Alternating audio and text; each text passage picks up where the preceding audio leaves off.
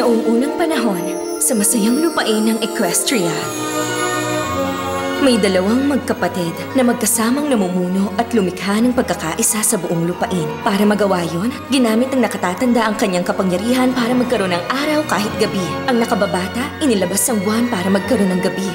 Kaya naman napanatili ang balanse sa kaharian at sa mga nasasakupan nila, lahat ng uri ng mga pony. Pero habang lumilipas ang panahon, naging magagalitin ang nakababatang kapatid. Nagsaya at naglaro mga pony tuwing umaga na nilikha ng kanyang kapatid. Pero tahimik ang lahat at natulog sa kagandahan ng kanyang gabi. Isang araw, tumanggi ang nakababatang kapatid na ilabas ang buwan para magbigay liwanag sa gabi. Kaya naman tinanong siya ng nakatatanda niyang kapatid. Pero ang sama ng loob sa kanyang puso ang nagpabago sa kanya para maging isang masamang asno ng kadiliman, ang Nightmare Moon. Sumumpa siyang palalawigin niya ang kadiliman sa buong lupain. Dahil hindi sang-ayon, inilabas ng nakatatandang kapatid ang pinakamakapangyarihang magic sa buong Ponydom, ang Elements of Harmony. Gamit ang mahika ng Elements of Harmony, natalo niya ang nakababata niyang kapatid at tinaboy niya ito at kinulong sa buwan. Kaya naman inako ng nakatatandang kapatid ang pamamahala sa araw at buwan. At mula noon, nagkaroon ng pagkakaisa sa Equestria sa loob ng ilang henerasyon. Elements of Harmony. Parang narinig ko na to noon. Pero saan? My little pony, my little pony. Ah, my little pony. I used to wonder what friendship could be. My little pony. Until you all shared its magic with me. Big adventure, tons of fun. A beautiful heart, faithful and strong. Sharing kindness, it's an easy feat. And magic makes it all complete. You have my you know you're all my very best friends.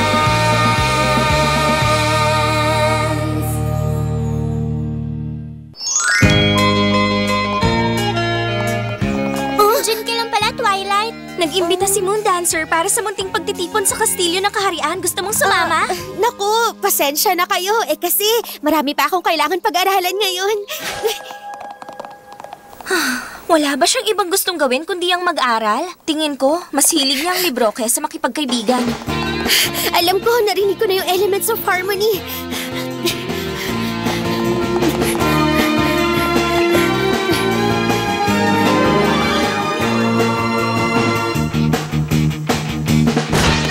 Spike? Spike!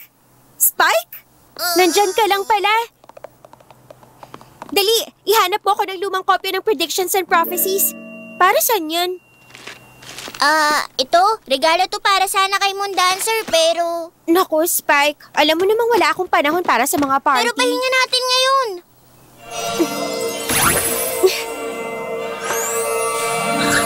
Hindi rin ito. Spike! Nandito na!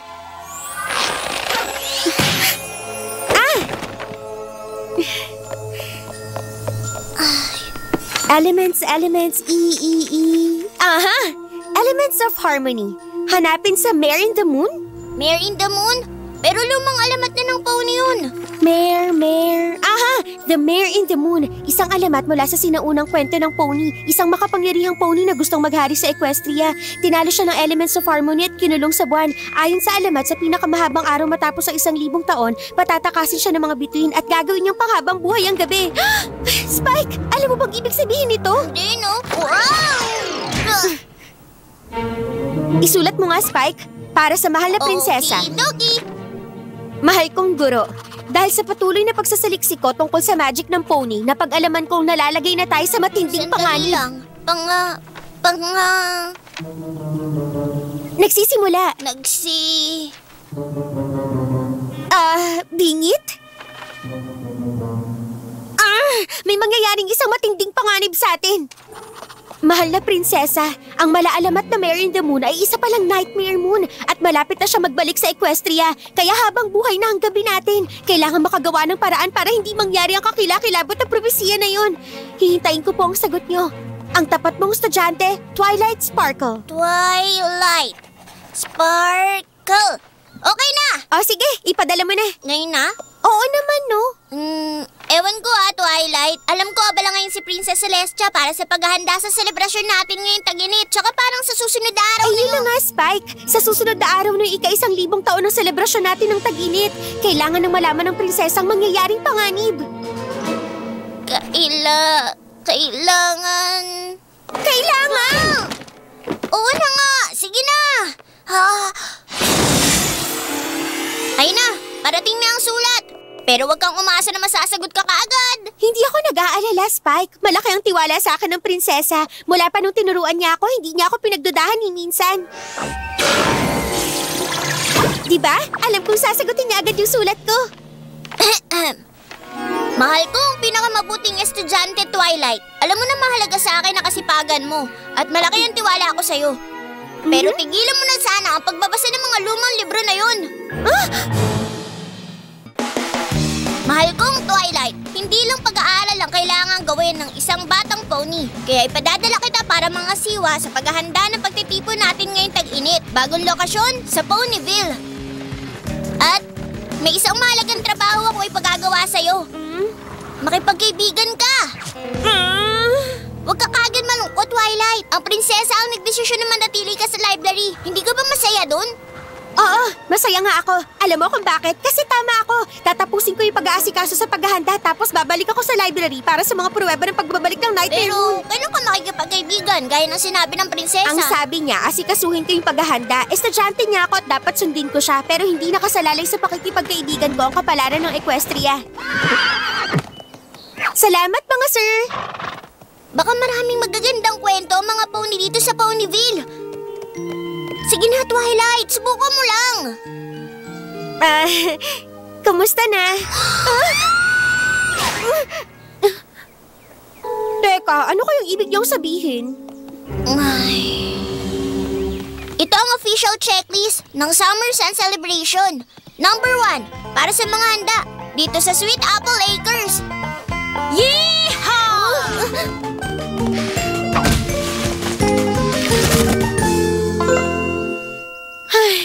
Tapusin na natin to agad. Magandang hapon! Ako, si Twilight Sparkle. Kamusta ka na, Miss Twilight? Natutuwa ako makilala ka. Ako si Applejack. Kami dito sa Sweet Apple Acres. Masaya kami makipagkaibigan. Makipagkaibigan? Ang totoo niyan, alam mo. Sige, ano matutulong ko sa'yo? Kaya ako nandito. Ako ang mangangasiwa sa paghahanda ng selebrasyon ngayong tag-init. At ikaw ang nakatoka sa mga Tama pagkain. ka, ako nga nakatoka. Gusto mo ba matikman? Sige, basta hindi ako matatagalan. Ihanda na ang soup, mga pony!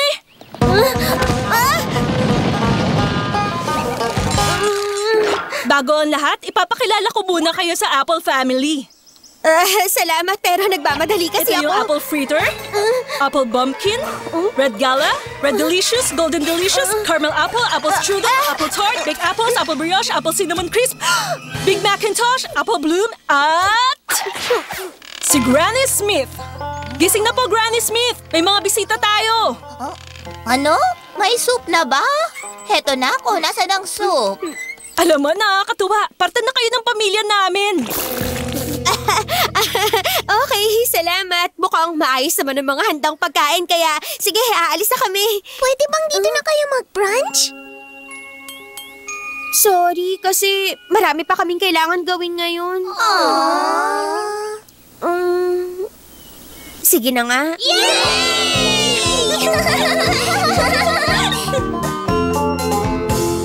Okay na yung mga handang pagkain. Panahon na ang sunod. Ang dami ko yatang nakain na pay. Isang Pegasus Pony, Rainbow Dash ang pangalan. Naglilinis ng mga ulap. Teka, hindi niya masyadong nagawa ng maayos ang trabaho niya.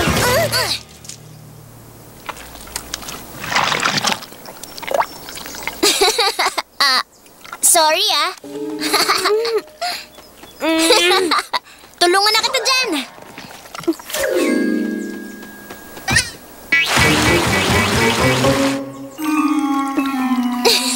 Oops, parang nasobrahan yata ako. Kung ito kaya, ang pinakamalaki kong sikat na rainbow blow dry ko. Hindi, wag ka magpasalamat. Walang anuman, kaibigan.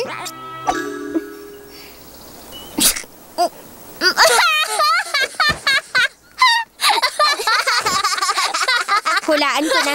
Ikaw si Rainbow Dash? The one and only? Bakit? Nabalitaan mo na ako? Balita ko, ikaw yung nakatoka maglinis ng mga ulap. Ay, ako si Twilight Sparkle. Inutusan ako ng prinsesa na i-check ang Oo, panahon. alam ko. Sandali lang yan. Gagawin ko rin agad. Tatapusin ko lang tong pinapractice ko. Ano ba yung pinapractice mo? The Wonderballs! Magpe-perform sila sa selebrasyon bukas at ako magtuturo sa kanila. The Wonderballs? Yup. Yung pinakamahuhusay na lumipad sa buong Equestria? Sila ngayon. Pwede ba? Hindi sila matutuwa sa isang Pegasus na hindi agad maayos ang panahon sa araw na to? Teka, kaya kong pagandahin ang kalangitan sa loob ng 10 segundo. Patunayan mo nga.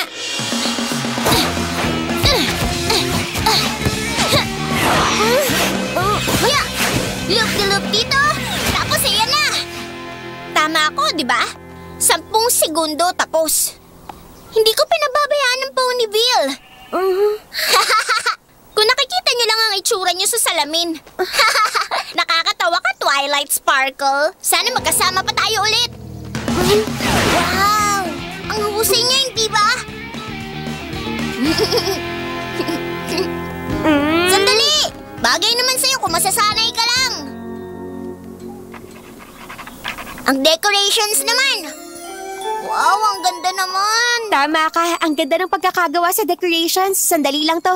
Makakabalik ako agad sa library. Napakaganda nga talaga. Itong decorations. Siya. Hindi. Oh, naku, hindi. Tignan mo ang spines ko. Maayos ba lahat? Magandang hapon. Sandali lang. Nag-concentrate kasi ako sa ginagawa ko. Ah, tama. Mas gumaganda talaga kapag may kumikinang, hindi ba? Naku, Rarity, talented ka talaga. Okay, anong may tutulong ko sa'yo? Oh my goodness, darling! Sino nag-ayos niyang coiffure mo? Ito bang ayos ng buhok ko? Naku, mahabang kwento. I-check ko lang itong decorations mo tapos aalis na agad ako. Aalis ka na agad? Pero, paano yung buhok mo? Sandali lang. Saan tayo pupunta? Tulong! Hindi. Masyadong green, masyado namang yellow, masyadong makapal, kulang sa kapal, masyadong OA, masyadong makintab. Ituloy mo nga lang ang sinasabi mo, dear. Kinukwento mo kanina kung saan ka nang galing.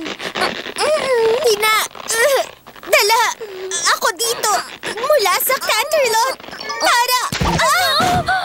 Canterlot?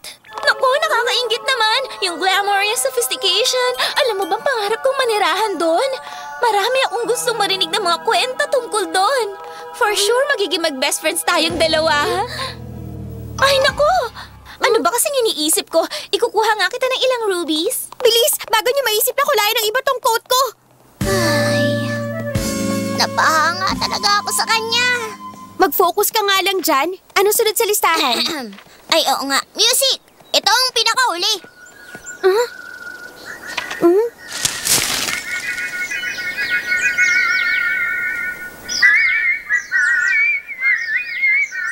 Oh my, teka, please tumigil na muna kayo. Excuse me sir, sorry talaga pero masyadong maliit yung boses mo, medyo hindi na bagay. Sige, sumunod lang kayo sa akin. A 1, a 2, a 1, 2, 3. Hello! Naku po, pasensya ka na sa akin. Hindi ko gustong matakot ang mga ibon mo. Nandito ako kasi kailangan kong i-check yung music at napakaganda talaga.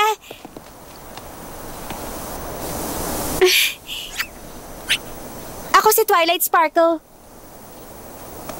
Anong pangalan mo?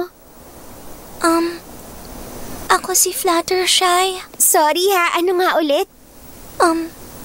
Ako si Fluttershy. Hindi ko talaga marinig eh.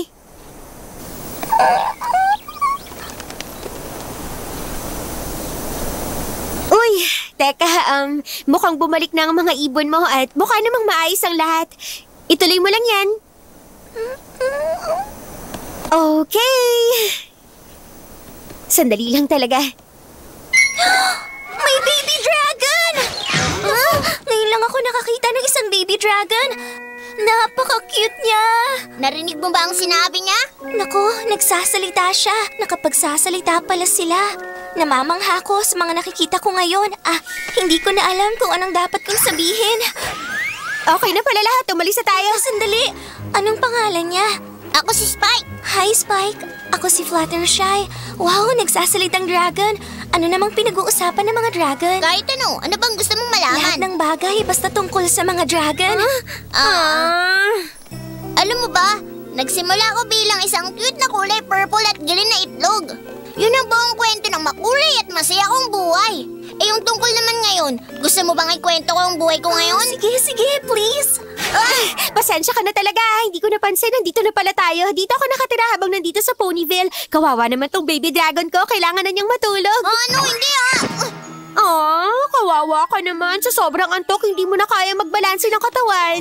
Kawawa ka naman. O sige, matulog ka na nga. Oo, tama ka. Patutulogin ko na siya. Okay, good night. Hindi maganda yun. Sorry, Spike, pero kailangan kong makumbinsi ang prinsesa na paparating ng Nightmare Moon at wala na tayong oras. Iwan mo muna ako para makapag-aral ako na hindi naiistorbo ng mga pony na laging gusto makipagkaibigan. Nasaan ang ilaw? Surprise!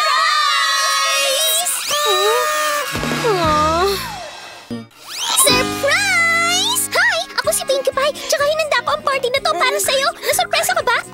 Sobra ako na sorpresa. Hindi ba sa library dapat tahimik lang? Naku, hindi pwede. Anong klaseng welcome party to kung masyadong tahimik? Eh di boring. Alam mo, nakita kita agad nung dumating ka, di ba? Nangumusta ka nga agad, tapos ako naman. Ngayon lang kita nakita dito, ibig sabihin bago ka rito. Kasi kilala ko lahat, as in lahat, ng mga pony dito sa Ponyville. At kung bago ka lang, wala ka pang masyadong kilala dito at wala ka pang kaibigan. Kung wala kang mga kaibigan, malungkot ang buhay at nalulungkot ako para sa'yo. Kaya nakaisip ako ng ideya. Naghanda ako ng ginormous super duper spectacular welcome party at inimbita kong lahat ng taga Ponyville. Di ba? Ngayon marami ka ng kaibigan. Okay ka lang ba, Sugar Cube? Sa sobrang saya niya, naiyak siya. Hot sauce? Bakit? Ang sarap, no?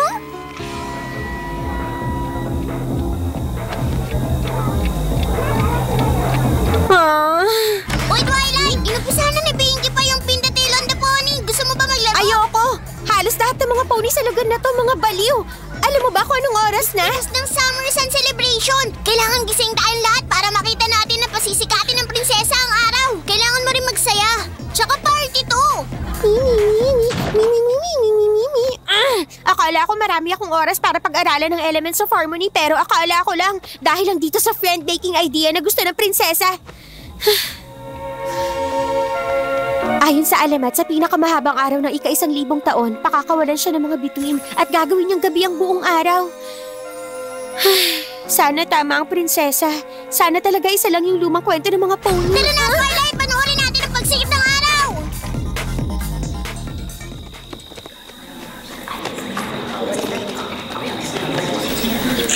Nakaka-excite, diba? Excited ka na ba? Kasi excited na ako. Except kanina nung una kitang nakita dito sa amin. Kaya nga ako. Pero totoo talaga yun, walang biro.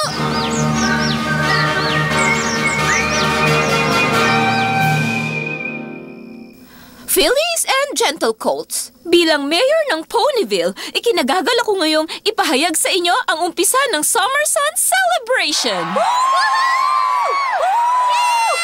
Ilang sandali na lamang, masasaksihan ng lungsod natin ang magic ng pagsikat ng araw at ipagdiriwang natin ang pinakamahabang araw ng taon. At ngayon, isang karangalan na ipakilala sa inyo ang pinuno ng ating kaharian. Ang nag-iisang pony na nagbibigay sa atin ng araw at buwan sa bawat araw. Ang mabuti at matalino. Ang tagapaghatid ng pagkakaisa sa buong Equestria. Handa na? Si Princess Celestia! Nasaan siya? Mukhang hindi talaga maganda to. Papakita. Kalma lang kayo mga kaibigan. Sigurado may matinding dahilan kung bakit. Gusto ko ang mga guessing game. Nagtatago ba siya? Wala siya rito. Naku, ang galing niya magtago. Naku po! Ang Nightmare Moon! Oh, mahal kong mga pony. Matagal-tagal rin bago ko ulit nakita ang mga munti niyong pagmumuka. Anong ginawa mo sa prinsesa namin? Huwag ka makulit! Dito ka lang! Bakit? Hindi ba ako mukhang prinsesa para sa inyo? Di niyo ba alam kung sino ako? Isa pang guessing game. Naku, ano nga? Ikaw ba si Queen Minnie? Hindi. Black Snooty! Black Snooty! Hindi na ba maganda ang korona ko? Dahil ba nakulong ako ng 1,000 taon? Hindi niyo ba naaalala yung alamat? Hindi niyo ba nakita ang mga senyales? Ako alam ko, at alam ko kung sino ka. Ikaw yung asno sa buwan, ang Nightmare Moon. Tingnan mo nga naman. May isang pony na nakakaalala pa sa akin. Alam mo rin siguro kung ba't ako nandito. Nandito ka para... Tandaan yung araw na to, mga kaibigan. Dahil ito na ang huli. Mula sa sandaling ito, ang gabi ay tatagal ng habang buhay!